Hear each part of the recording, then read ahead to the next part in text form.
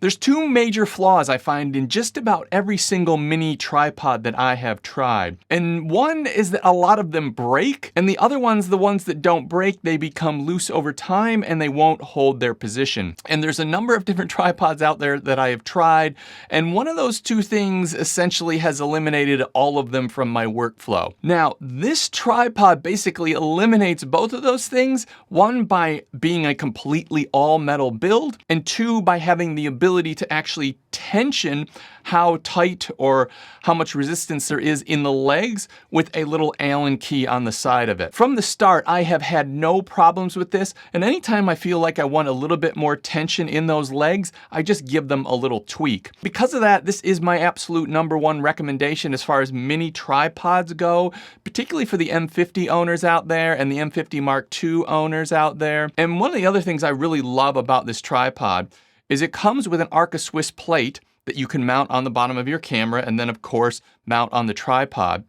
But if you already have the small rig cage, that will have a Arca Swiss plate built into the bottom of that cage, which means that you can just take that on and off without worrying about having that tripod plate. You'll always have your tripod plate mount with you just on the bottom of the cage. And as you'll be able to see here, on the bottom of the cage, this is an Arca Swiss plate.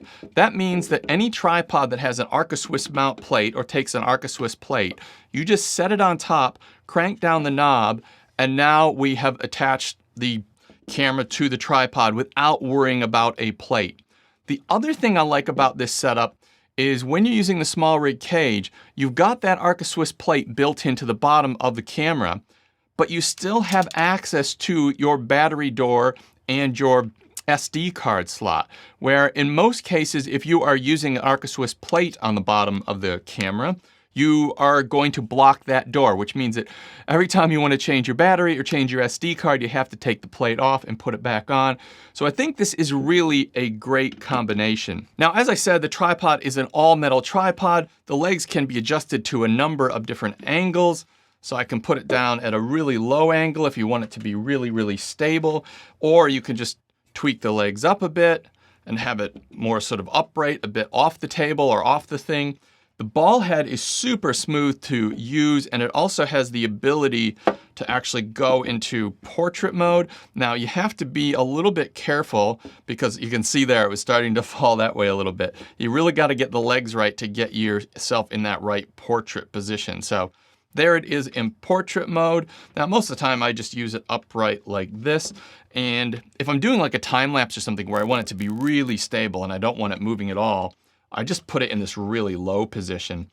And this is great for when you're on the go, if you want to do a time lapse of like a city or the night sky or the Milky Way or something like that. It allows you to achieve those similar results that you get with a full-size tripod, but with just a mini tripod. The other thing that this has, it has a separate tightening and adjustment for actually the pan access. So I can loosen that pan access off and I can actually use this as a smooth video pan. So I can do a nice smooth video pan just by decreasing the tension on that pan access and just panning the camera really smoothly. You can also use this for taking panorama shots. So you just loosen that off, you take your shot, you take your shot, you take your shot, and then when you get home, you stitch it all back together. So you have a perfectly level panorama shot when you do that. And the ball head on this is super, super smooth and super strong. So it really is quite easy to use. It's got fine adjustments, and lots of times, and just like I was doing it earlier,